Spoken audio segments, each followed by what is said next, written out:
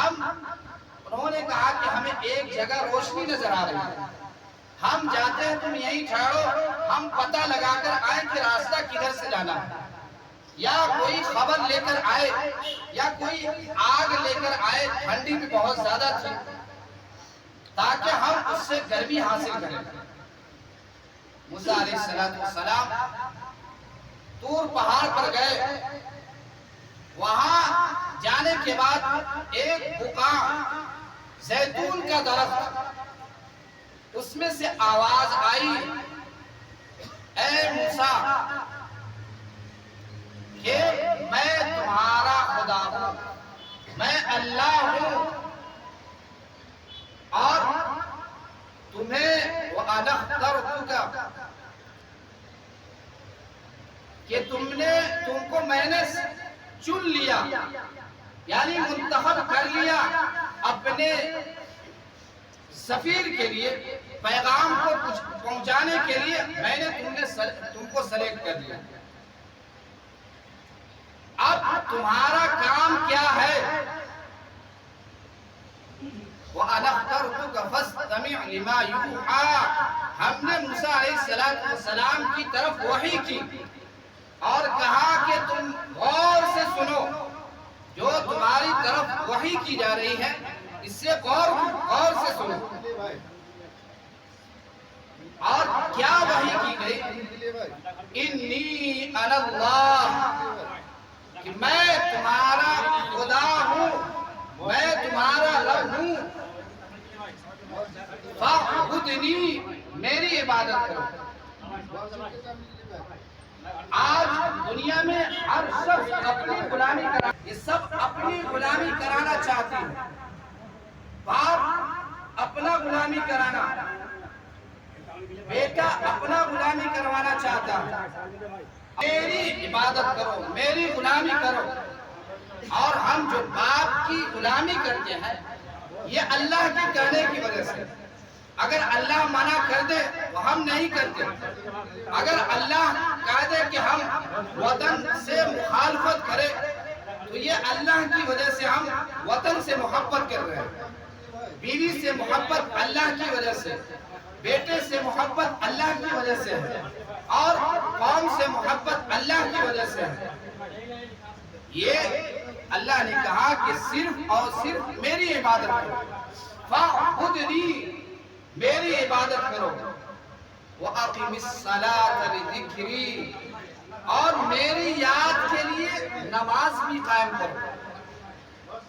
دوسرا پیغام، سب سے پہلے پیغام یہی دیا کہ میں ہی خدا ہوں، میری عبادت کرو، اور اس کے بعد دوسرا پیغام یہ دیا کہ وَأَقِمِ الصَّلَاةَ لِذِكْرِي، کہ میری یاد کے لیے نماز کو قائم کرو، میری یاد کے لیے نماز کو قائم کرو۔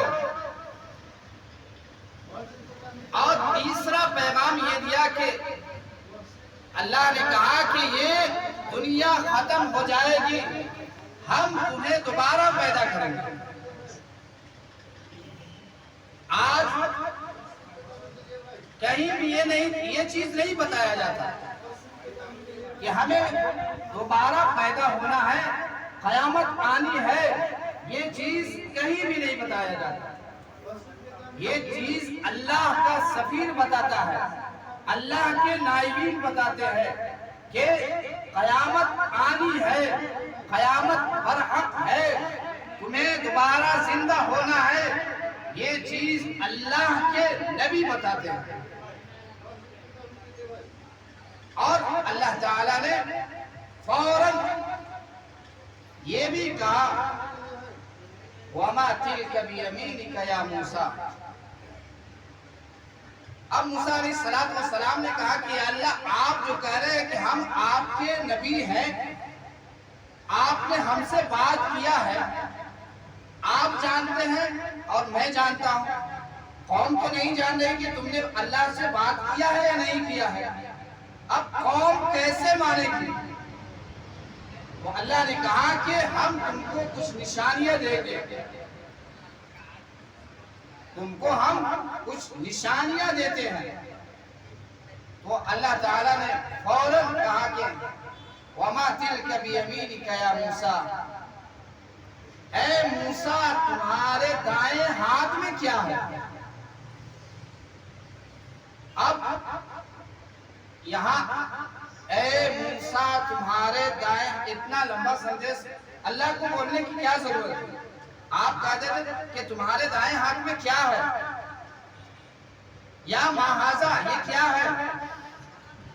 واٹ از دس، یہ کیا ہے؟ اتنا سے ہو جاتا، لیکن اللہ نے اس سنٹینس کو اتنا بڑا کیا، وما تلک بیمینک یا موسیٰ، اے موسیٰ تمہارے دائیں ہاتھ میں کیا ہے؟ اور بھی لگا دیا، اور تو وہاں لگتا ہے جہاں پہلے سے بات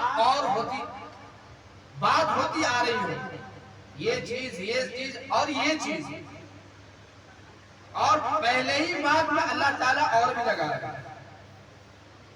تو علماء نے اس کی حکمت لکھا ہے کہ اللہ نے اگر کوئی بڑے آدمی کے پاس جاتے تھے اس کا روب ہوتا، انسان اس سے جلدی بات نہیں کر پاتا اس کے روب کی وجہ سے، تو اللہ نے اپنے بات کو لمبا بنایا تاکہ اس کے اندر سے دہشت خوف ختم ہو جائے۔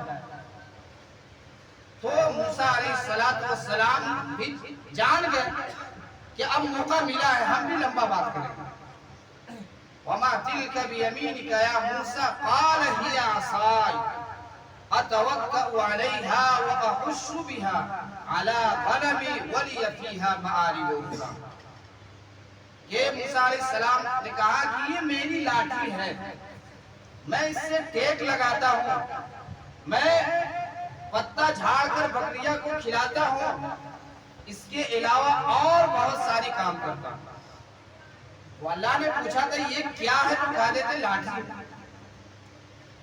اب موسیٰ علیہ السلام کو بھی موقع مل گیا، انہوں نے بات کو لمبا کر دیا کہ یہ لاٹھی ہے، اس کے فائدے بھی بیان کرنے لگے، اس پر ٹیک لگاتا ہوں، بکریاں کو پتے جھاڑ کر کھلاتا ہوں، اس کے علاوہ اگر چاہیں تو اور سارے فائدے بیان کروں۔ وہ اس لیے کہ اللہ سے بات ہو رہا ہے، اگر کسی کو محبوبہ سے بات ہوتا ہے تو آپ اپنے بات کو لمبا کرنا شروع کر دیتا ہے، جس سے پیار ہوتا ہے اس سے بڑھا چڑھا کر بات کرنا شروع کر دیتا ہے۔ تو موسیٰ علیہ السلام سے جب اللہ بات کر رہا ہے، یہ پہلے نبی ہے جن سے اللہ تعالیٰ نے ڈائریکٹ بات کی، اس کے علاوہ جتنے بھی نبی ہیں ان کے اوپر جبریل وحی لے کر آتے تھے، لیکن یہاں اللہ ڈائریکٹ موسیٰ علیہ السلام سے طور پر بات کر رہا ہے۔ تو یہ جو محبت کی وجہ سے انہوں نے بھی بیان کو لمبا کیا۔ اب اللہ تعالیٰ نے کہا اپنے گریبان کے اندر ہاتھ ڈال، ایک تو یہ کہ یہ لاٹھی ہے، تو یہ لاٹھی اللہ نے ایک جگہ فرمایا کہ اس لاٹھی کو زمین پر ڈال۔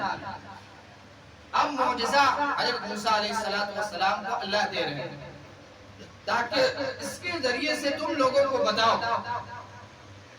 جب موسیٰ علیہ السلام زمین پر لاٹھی ڈالے تو یہ اژدہا بن گیا، اتنا بڑا سانپ، اتنا زہریلا کہ موسیٰ علیہ السلام بھی ڈر گئے، بھاگنے لگے۔